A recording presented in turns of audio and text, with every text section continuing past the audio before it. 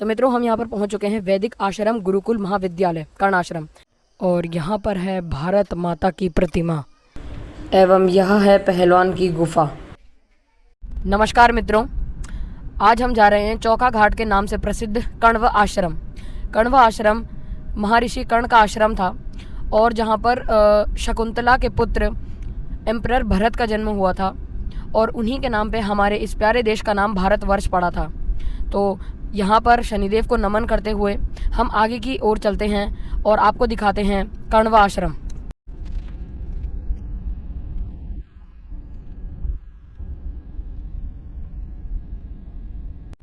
तो मित्रों, हम कर्णाश्रम के इस रास्ते पर आ चुके हैं, और यहाँ पर यह एक बहुत ही ज़्यादा प्रसिद्ध मेला लगता है कोटद्वार का, जिसे गेंद का मेला कहा जाता है। और जहाँ पर ये जो ग्राउंड है जिस पर गेंद का मेला आयोजित किया जाता है, उसे हम अपनी आंचलिक भाषा में गिंदी पड़ा कहते हैं, यानी कि गेंद मेले का ग्राउंड।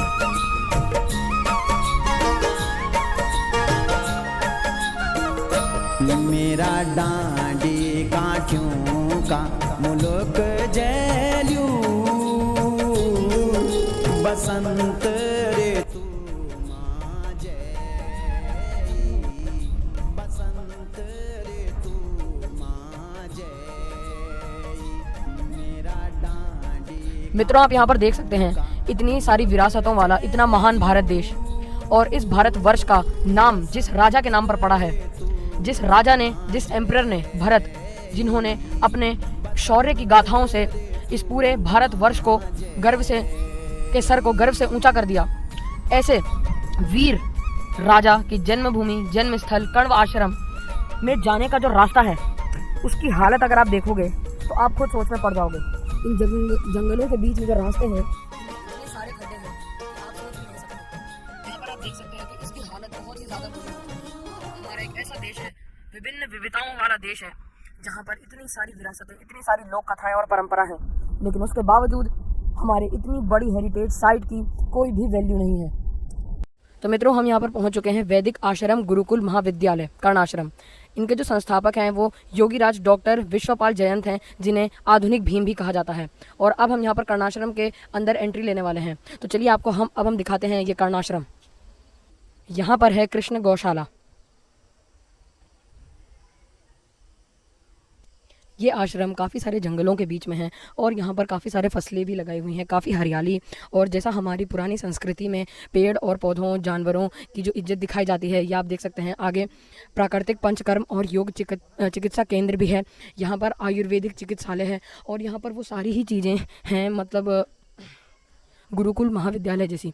अब यहाँ पर आप देख सकते हैं वेलकम, स्वागत। यहाँ से अब हम अंदर चलते हैं।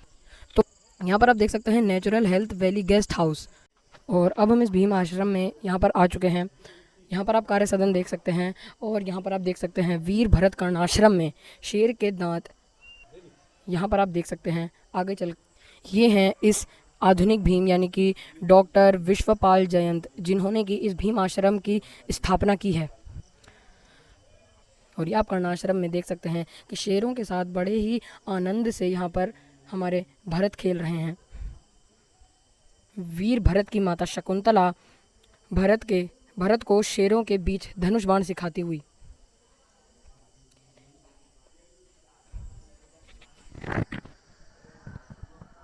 तो चलिए अब हम आगे की ओर बढ़ते हैं, और अब हम यहाँ से इन सीढ़ियों की सहायता से ऊपर जाते हैं।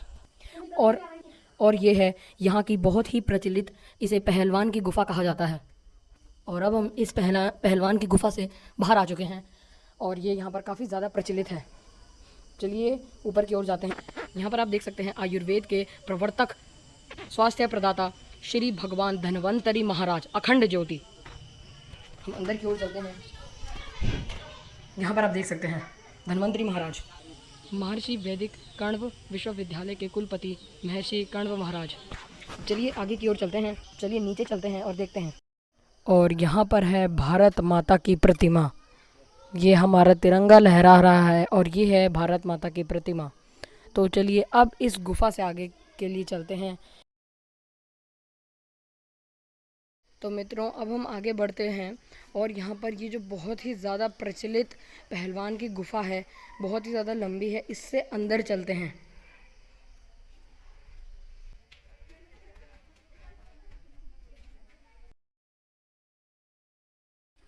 अब हम इस प्रचलित पहलवान की गुफा से बाहर की ओर आ चुके हैं और यह आप बाहर आके यहाँ के दृश्य देख सकते हैं। और यह है वो पहलवान की गुफा जिससे हम अभी अभी बाहर निकले हैं। तो अब हम इस आधुनिक भीम आश्रम से बाहर जा रहे हैं और अब हम चलते हैं सीधा कण्व आश्रम। और यह है भीम तरण ताल यानी भीम स्विमिंग पूल। यहाँ पर आप ये भी देख सकते हैं प्राकृतिक भोजनालय, हर्बल टी, सूप, जड़ी बूटी, काढ़ा, फलों का रस एवं फल, ऑर्गेनिक भोजन।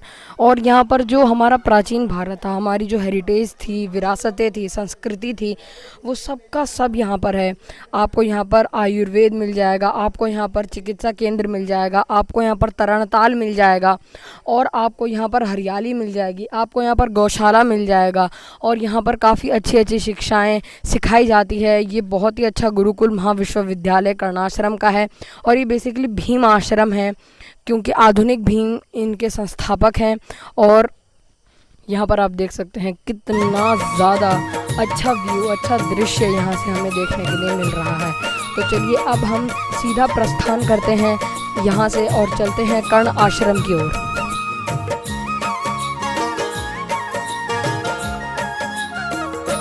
मेरा डांस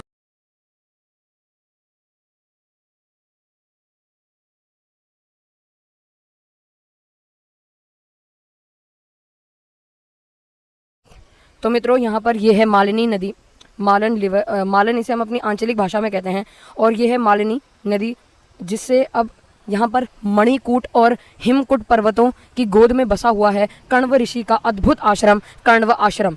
तो अभी हम भीम आश्रम हम गए थे और भीम आश्रम के बाद अब हम सीधा बढ़ रहे हैं कर्णाश्रम की ओर। तो जो भीम आश्रम है वह एक गुरुकुल है और अब ये जो कर्णाश्रम है ये कभी कण्व ऋषि का एक बहुत ही प्रख्यात आश्रम हुआ करता था, लेकिन कुछ प्राकृतिक बदलावों के कारण अब यह आश्रम नहीं रहा।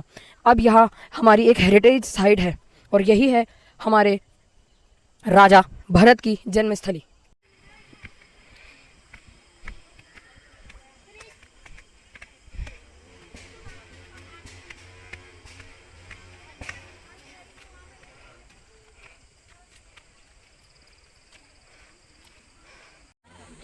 तो यह है कण्व ऋषि का आश्रम कर्णाश्रम एवं भरत एम्परर राजा भरत की जन्मस्थली।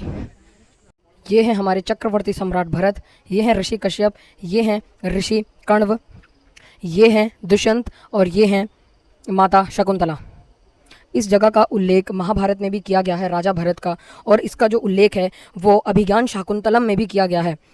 और ये जो पूरी कहानी है ये एक बहुत ही हमारी भारत की हेरिटेज को, हमारे विरासत को दर्शाती है और ये वंडरफुल प्लेस है और यहाँ पर इसे ज़्यादा डेवलप नहीं किया गया है। आप देखें तो यहाँ पर बहुत चुनिंदा लोग ही यहाँ पर देखने आए हैं।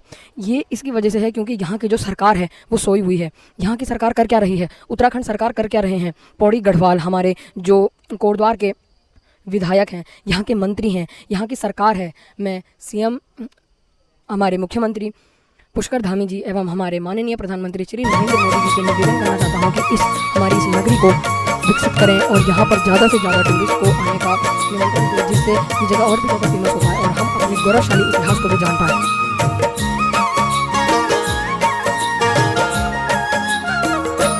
मेरा डांडी काठियों का मुल्क जैल्यू